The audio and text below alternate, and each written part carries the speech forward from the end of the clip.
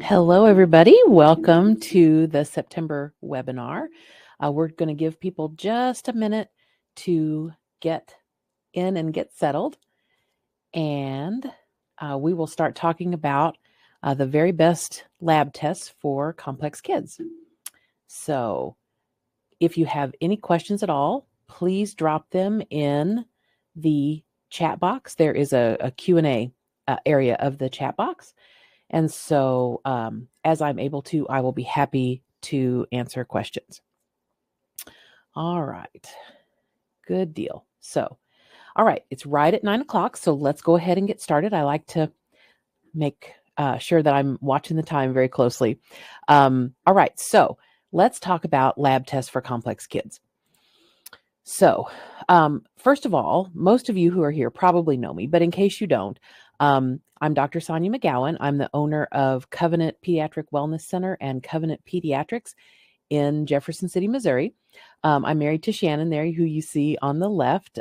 He is a CPA, probably going to be retiring here pretty soon in the next, early next year sometime. And then we have Libby, who's 21. She's a musician. She's a music director for School of Rock. She lives in Kansas City, completely independent. And then we have Rowan, who is 19. He is in college at Millikan University in Illinois. He is a theater costume design major. So both of our kids are pretty artsy and really into creative things. Rowan is really the reason why I do the things that I do now and why our clinic looks the way it looks, because when he was a little guy, he had a lot of struggles. He was nonverbal till he was about 4.5. He had self-injury and aggression and lots of sensory issues, lots of skin issues. He didn't sleep. He had horrible poops. And you know, we went everywhere trying to get help, and we were told an awful lot of nonsense, like, you know, I was a helicopter mom, or he didn't talk because he had an older sister, you know, silly stuff that I'm sure other parents hear all the time too. So he's now, you know, completely neurotypical, doing great. He's in college, living his best life. So, and then we also have, that's Ozzy. He's a lot bigger now. He's a sheepadoodle. He'll be a year next month. This is when he graduated from puppy school. So that is our Ozzy. So, all right. So like I mentioned, I own two pediatrics clinics in Jefferson City. We specialize in complex kids. So really kind of my specialty is using lab tests and determining where a kid's chemistry is going wrong and doing what needs to be done to fix that. What we're seeing is complex kids have a very common set of symptoms. And those symptoms, which are metabolic, things like that we're going to talk about today, nutrition deficiencies, digestive problems, fat malabsorption, mitochondrial problems, all of those things can come together to look like a certain diagnosis. So it can look like autism, it can look like ADD or ADHD. But when we correct those metabolic issues, suddenly they don't look like they have those things anymore. So we really are focused on the biomedical or the functional nutrition side of complex kids. We also do craniosacral therapy. We do chiropractic. We spend a lot of time looking and helping kids who have oral restrictions as well. So tongue ties, lip ties. We do prenatal and pediatric chiropractic, lactation consultation, feeding therapy. And then we also have a pediatrics practice. So we have a medical doctor on staff. And she is currently taking new patients. So anyone in the area who is looking for a pediatrician who is more holistic minded, who doesn't require families to follow the CDC vaccine schedule, she's a great person for that. All right, so let's talk about complex kids. What do I mean when I say complex kids? Well, I mean kids with autism, for example, kids with ADD or ADHD, any kind of behavior, language, or socialization issue, even if it's not necessarily yet diagnosed. we're talking about kids with sensory processing issues, kids who may have some retained primitive reflexes, kids who have tethered oral tissues, oral restrictions like tongue and lip ties, kids with pandas, and then what I call square peg round hole kids. So these are kids who are just struggling. Maybe they aren't good sleepers. Maybe they're chronically constipated. Maybe, they're having some, just some issues with making friends at school. Those are the kids who are really, really great at helping. So when I say complex kids, it can mean a whole lot of things. All right. So at our practice, we believe that there are no bad kids and there are no purposeless behaviors. And we're constantly looking for the why behind behaviors. Because again, there are no bad kids. There's a reason that kids act the way they do. So if they're not sleeping, if they're aggressive, if they have self-injurious behaviors, if they're not, sleeping or pooping, there's a reason for that. And we need to dig in and not say, oh, it's just autism. So why do we rely heavily on tests? Well, because I've been working with kids with autism since the early 90s, really long time. And what I can tell you is that autism is medical. And most complex kids, the underlying root is medical. Other complex presentations usually have a medical basis. And symptoms can look like certain diagnoses. So, like I mentioned before, we can have a kid who has autism or ADD. When we look at their underlying metabolic profile and we fix what's wrong, suddenly they don't look like they have ADD anymore. Many symptoms seen in complex kids generally have a physical or metabolic basis. So, for example, kids who don't sleep. The minute a parent says, oh, he can't go to sleep, he can't stay asleep, I'm immediately in my mind thinking, well, we better check his ferritin. We better look for oral restrictions. We better look for sleep disordered breathing, right? There's always something underneath that. And so we need to look for the root cause of behaviors and symptoms and not just say, oh, this is because they're 5 or they have a helicopter mom or, they have autism, right? And so what we see pretty regularly is that complex kids are often forgotten by regular medicine, right? They're dismissed, they're forgotten. Parents are often told that obvious medical issues are just autism or just fill in the blank, whatever their condition is. And we see that often kids are denied basic medical care because of their autism or other complex diagnosis. So parents will say, hey, doctor, I would like to run some blood work. Can we just run some labs? And very often the parents are told no. All right. So there are some symptoms that suggest that testing is needed. So I always, when I'm examining kids, I always look very carefully at their skin. I always ask a lot of history questions as well that focus on the skin. So I'm looking for eczema, rashes, any kind of dry skin. This is called a herpetiform rash. My son had this. It looks like eczema on the back sides of the knees. So all of these things are telling me if they have eczema, if they have herpetiform rash, if they have dry skin, it's telling me something metabolically is going on. Generally, maybe they are dehydrated. Generally, it's, low levels of fatty acids. Sometimes it's other deficiencies as well. But any kind of skin issue is a reason to look deeper.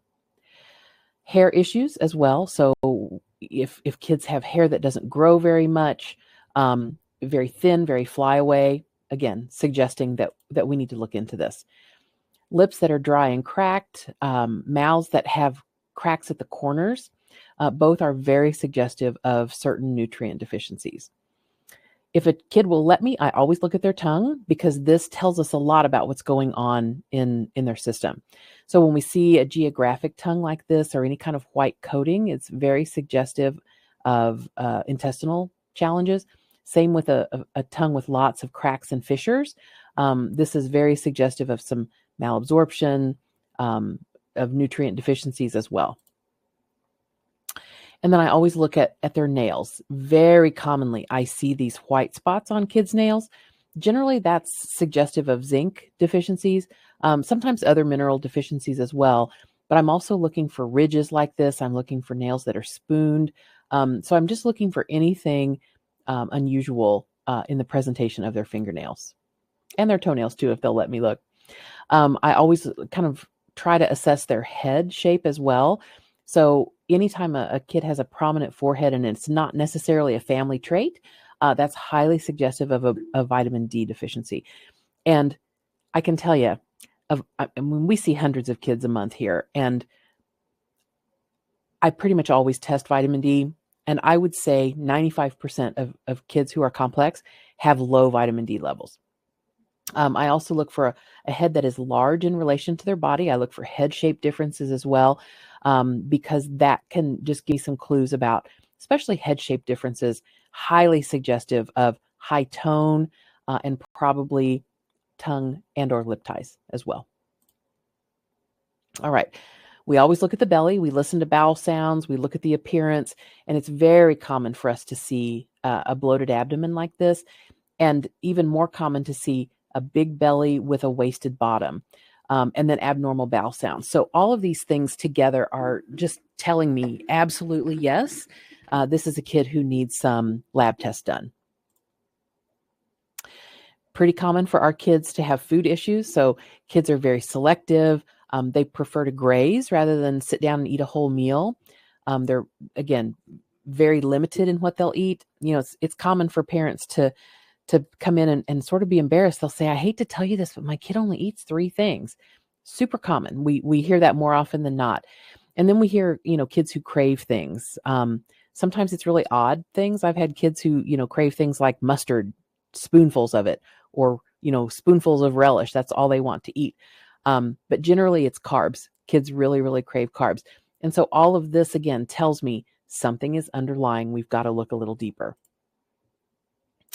Digestive challenges in general are a big deal for our kids. It's very common for us to see posturing like this.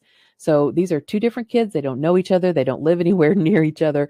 But this is a really common posture that kids take when they have belly aches, constipation, any kind of digestive challenge. Lots of digestive challenges in these kids. So, from belly aches to drooling to reflux, gas, constipation, diarrhea. Sometimes we have both. We have constipation and then diarrhea that will break out around that. It's also really common for kids to just, in general, have weird poops, weird color, weird smell, weird consistency. And sometimes it varies with every poop that they have. And a lot of times kids will withhold their poop as well. And then sleep challenges, right? Kids should go to bed and go to sleep, right? They shouldn't get hyper at bedtime. They shouldn't get anxious at bedtime. They should not be restless. They shouldn't wake up and laugh and giggle and talk to themselves in the middle of the night. They should not snore. They should not sleep with their mouth open, right? So any of these things are definitely symptoms that something is not going the way it should, and that they need to have further intervention and examination. When kids don't sleep, it rocks the boat in the rest of their lives, right? They can't sit still. They can't pay attention. They can't focus. They can't, their bodies can't detoxify. They can't consolidate memories when they're not sleeping. So any child who's not a good sleeper definitely needs to have a deeper look.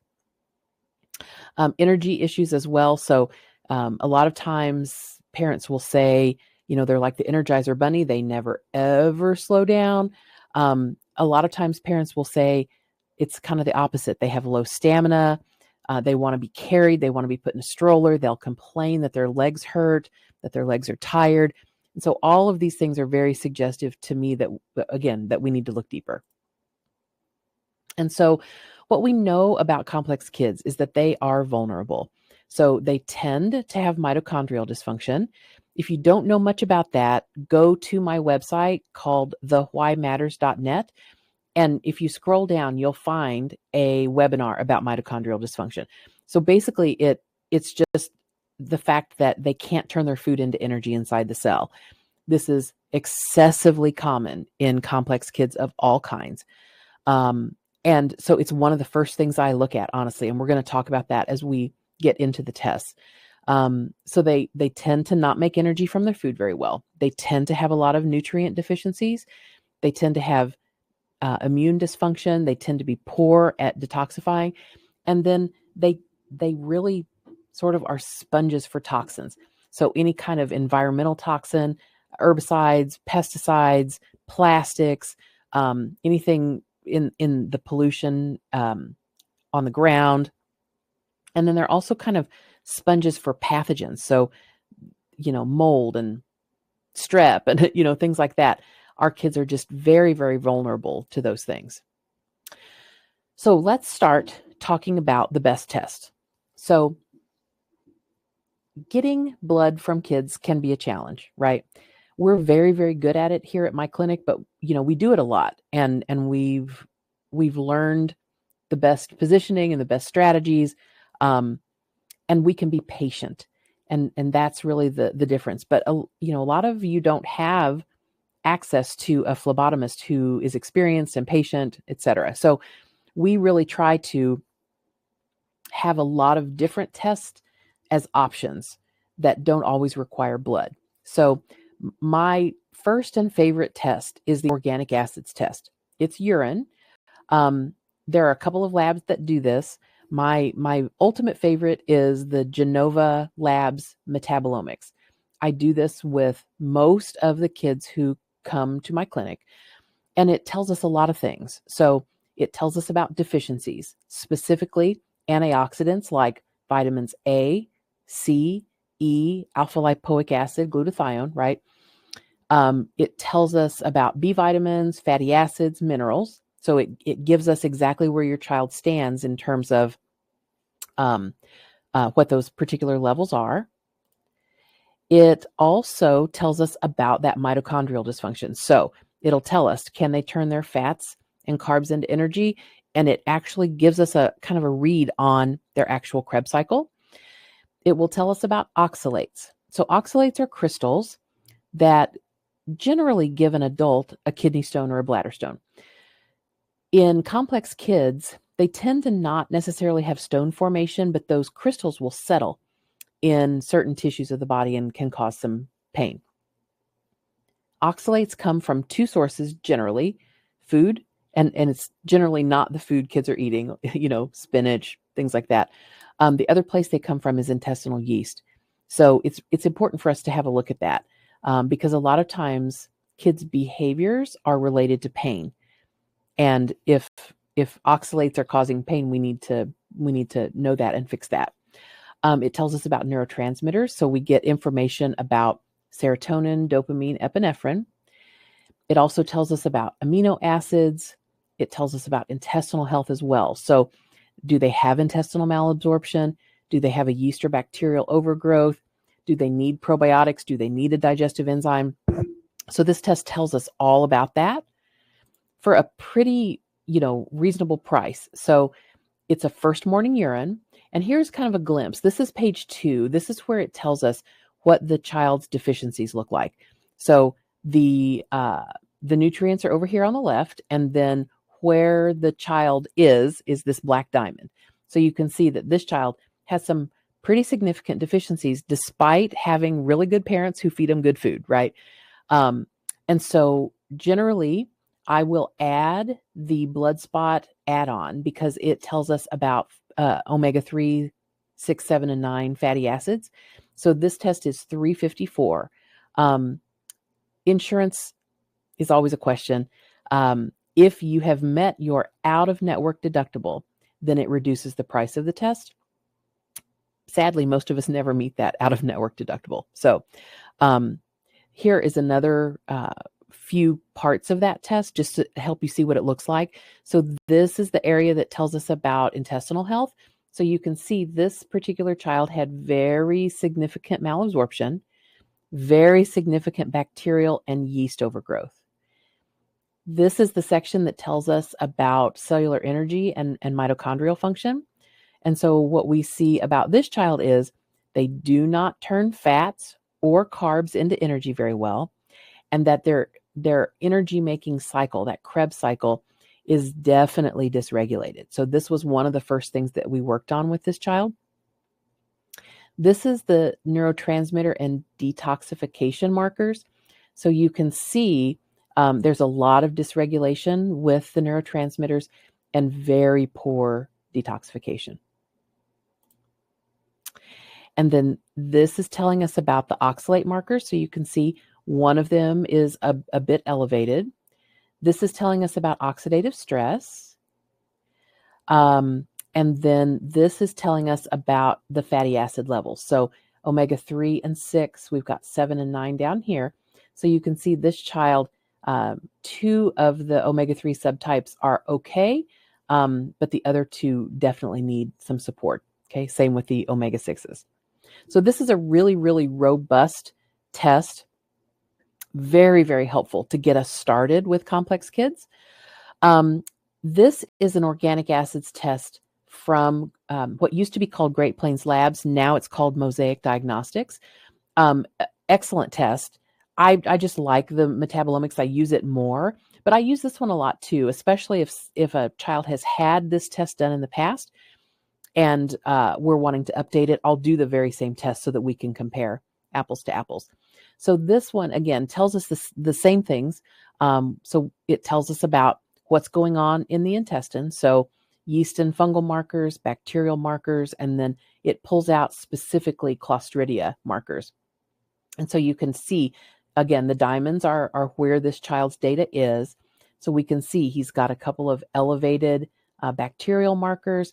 He's also got an elevated Clostridia bacterial marker. So again, the organic acids test from Mosaic, this is telling us about mitochondrial function, how well they can oxidize their fatty acids. So again, very good test, similar price. So it really just kind of depends on the family, which one of those that we will do. I also very frequently do comprehensive stool analysis. So this will tell us the levels of beneficial bacteria in the intestine. And if there are any dysbiotic bacteria, it will culture that out and say, they have a 4+ level of Klebsiella, for example.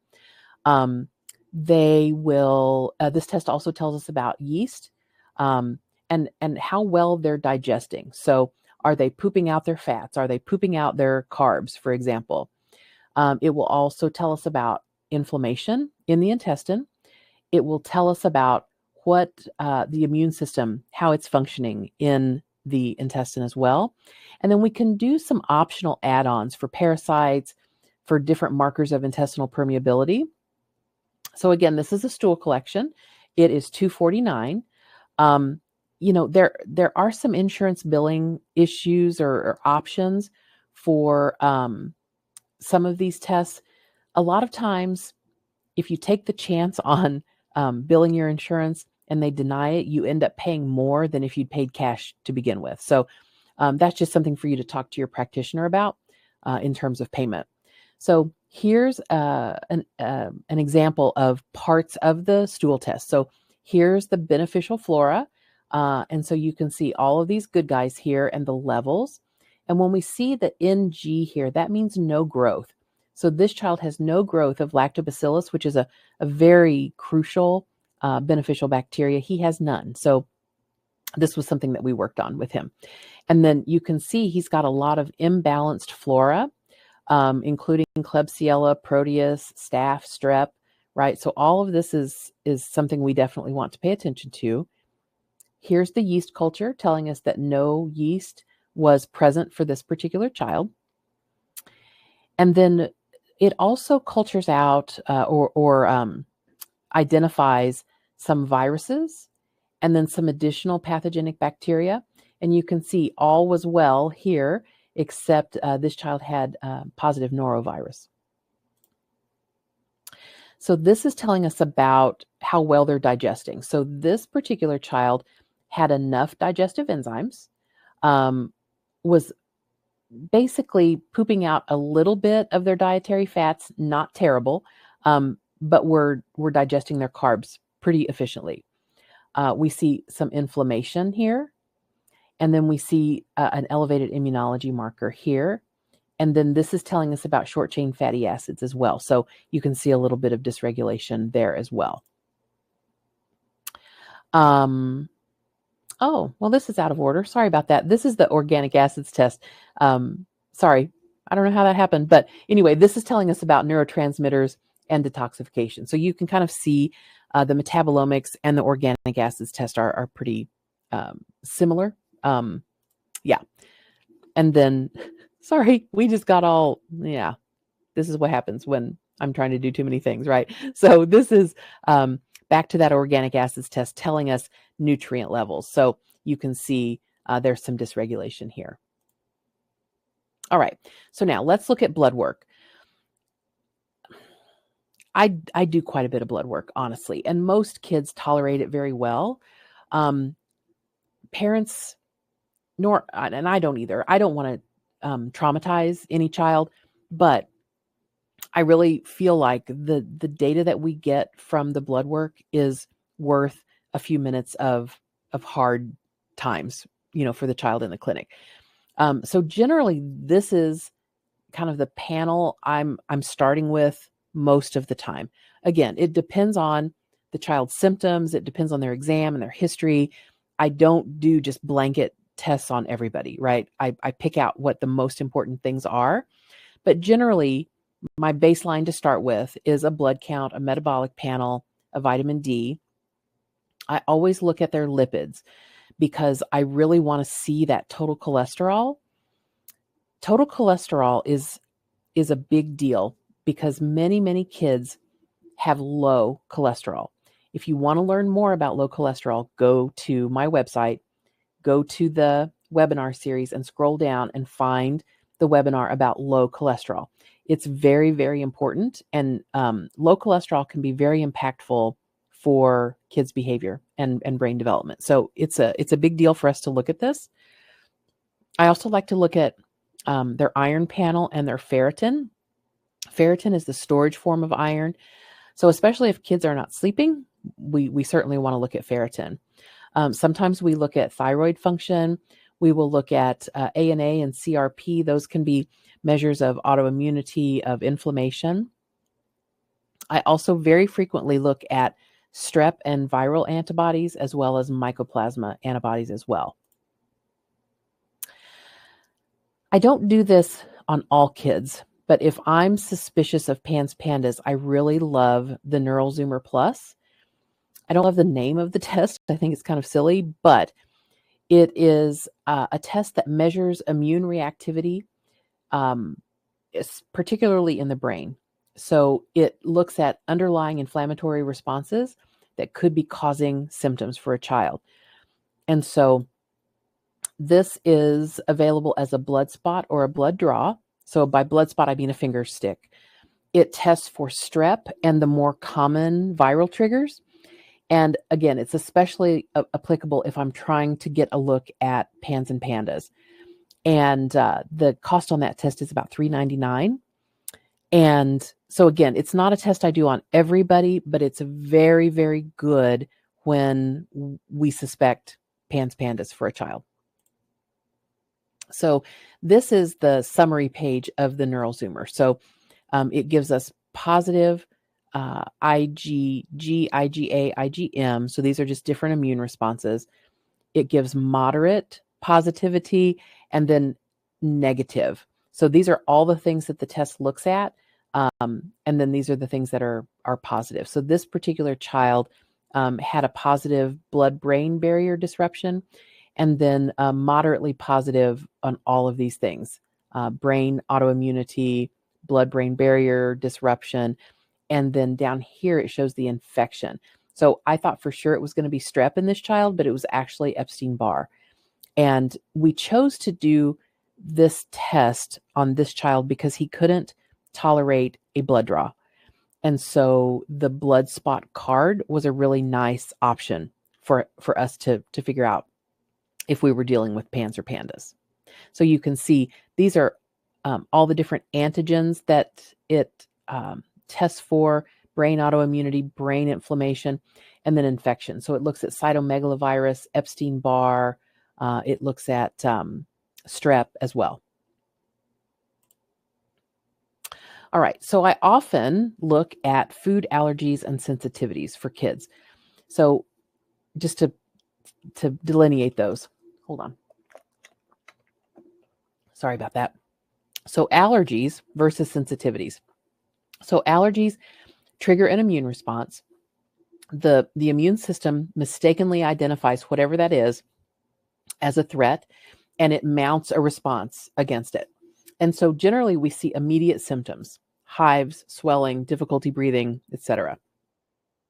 Not always do we see an immediate response, because the body's, really resilient and it can compensate. So often we will do a test and we'll find a severe allergy, and the person says, I had no clue that I was allergic to this, just because their body is compensated. In terms of sensitivities, you can also call this an intolerance. It doesn't necessarily involve the immune system. It's more digestive related. And so symptoms are generally delayed. It can take as much as 3 days to show any sort of symptom from that particular food. It could be abdominal pain, it could be headaches, it could be behavioral changes, it could be bloating, irritability, hyperactivity, right? And so sensitivities are particularly tough to try to tease out, because it's not like, I eat a strawberry and my mouth swells up. It can be up to 3 days, and the symptoms can be a little bit hard to pin down. So testing for this can really be very impactful. So there are many, many test options available. The prices vary depending on the number of tests of foods that are tested. So you can get, a panel that has 25 foods, or you can get a panel with like 100 foods. Allergies always require a blood draw, but sensitivities can be done other ways. So blood draw, blood spot. The one that I do the most often is from Precision Point Diagnostics. It's called a P88. So it's almost 100 foods, and it gives allergies, sensitivities, and then inflammatory markers for all of those foods. And that test is $359, and it does require a blood draw, but that is one that I do pretty frequently. So here's an example of the summary on this. So you can see it has the foods over here, and then we've got allergies, we've got sensitivities, and then inflammatory information. So you can see either it's blank, it says low, moderate, or there's none on this page, but high is also an option.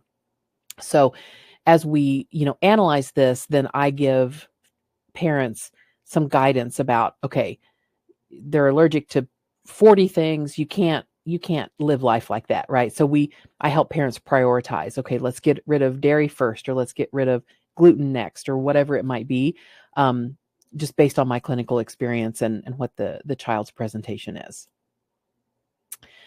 I also often do something called the mycotox profile.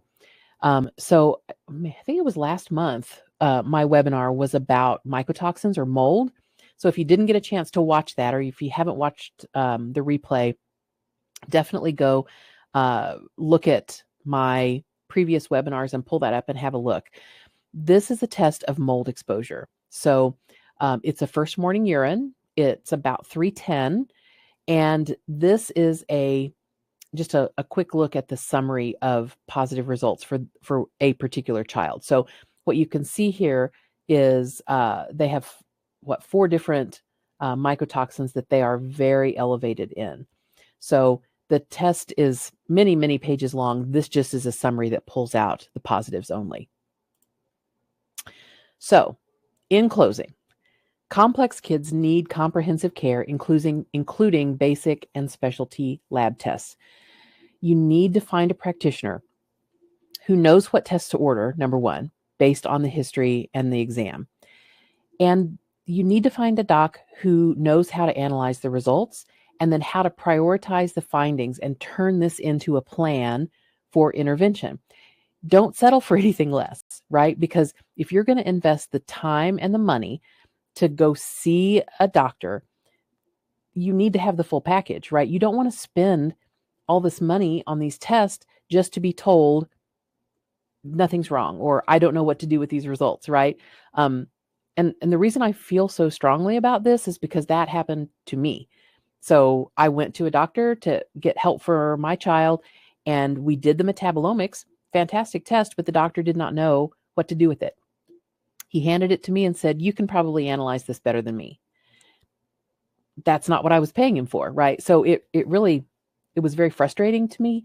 And because of that, we do it differently here. So we know how to analyze the results. We know how to prioritize the findings and how to make a plan, how to use those results to bring actual positive changes for your child. So if you feel like your child fits any of the ways that I was describing complex kids in terms of symptoms, skin issues, hair, nails, diarrhea, constipation, digestive complaints, you definitely want some insight. You certainly want to do some testing. It's an investment. It's definitely, not cheap per se, but you're going to get so much information about how to actually help your child. I often tell parents, I want to test. I don't want to guess, right? Because when we test, we have real data that we're working with. We can test again down the line and see, are we making progress? Are we going in the right direction? If we are, great. If we're not, we need to pivot and change as soon as possible, because we don't have a lot of time, right? If we've got a child, we want to intervene as fast as possible. We want to get in there and do what needs to be done to restore their health so that they can just go on and live their life, right? And just be a kid. Erin says she's been there. So frustrating, right? Yeah, it's the state of medical care, in my opinion, right now is poor across the board, but it's exceptionally poor for complex kids. I think patients get gaslit a lot. I think moms and dads are made to feel like, they're making things up or they're being dramatic when they're absolutely not. Their concerns are valid. No parent wants their kid to be sick.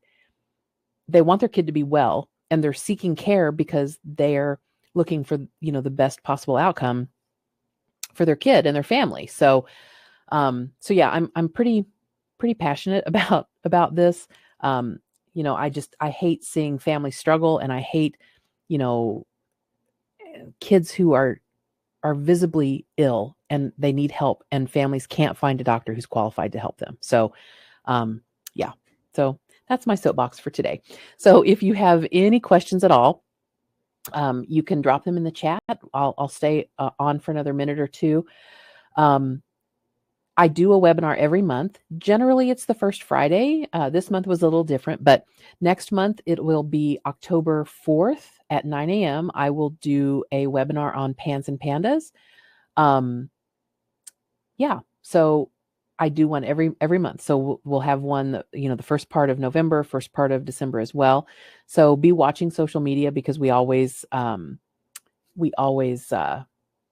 tell people, exactly what our topic is and when it's going to be, and all of that. So, Heather, if you have a question, you can drop it in the chat box for sure. And this is my contact information. So if anyone has any questions, or if you're interested in making an appointment with any of our practitioners, you can definitely email me, Dr. Sonia at covenantwellness.net. This is our phone number and our website. The other website that I mentioned too, just in case, is thewhymatters.net. And so that's where I keep all of my blog posts. I keep all of the webinar replays, things like that. So it's a really good source of information. Hi, Heather. I believe my daughter's issue started with PANS Pandas, treating for 4 years. Would the Neural Zoomer Plus be beneficial at this point? Since I don't know what you've done for testing in the past, but my gut says yes, that's probably a good one, because it's going to give you such in-depth information and good current information as well. So when we're dealing with pandas, kind of the default test is the Cunningham panel. Cunningham panel is very good, but it's also very expensive. And I feel like the information that you get from the Neural Zoomer is a little bit more comprehensive at a lesser price. So I definitely like to start there. We do the Cunningham panel when it's indicated, but I really do like to start with the Neural Zoomer. So Heather, I would say just the little bit that I know, I would say yes, that's probably going to be a beneficial test. Erin, do you feel that these tests are gaining traction? It's interesting. Yes, I think so. I think there are a lot of allopathic doctors who are starting to sort of see the light and wake up a little bit. I'm part of a group called MAPS. It stands for Medical Academy of Pediatric Special Needs, and it's a group of medical doctors who started this training program for other doctors who, again, kind of saw the light when it came to functional nutrition for kids with autism and other complex needs. And so it's a conference that happens twice a year, very cutting edge. And so they're talking a lot about things like the organic acids test and stool tests and things like that. So there is definitely a movement. I think it's gaining traction. But in terms of more local docs, most of them would look at an organic acids test or a stool test and just dismiss it. They don't know how to read it. They don't want to take the time to learn about it. And so they just will tell families, oh, this isn't a reliable or accurate test, right? Instead of just learning about what it is. So I do think, I think the tide is definitely changing for sure. All right. Any other questions before I let you guys go? I'm happy to answer questions via email anytime. So yeah, if you want more information about any of the other webinars I've done, just go to the whymatters.net /webinar-series, I think is what it is. And you can have a look at any of those as many times as you want to. You can also read blogs. I drop 2 blogs a month, generally like maybe the second and fourth Mondays, something like that. So anyway, lots of information out there if you want it. We are always taking new patients. We do have a bit of a waiting list, but we try to keep it as manageable as possible. So you're welcome, Heather. You're welcome, Erin. I'm so glad you were here. And I will see you guys on October 4th for our Pandas webinar. All right. Have a great weekend, everybody. Bye-bye.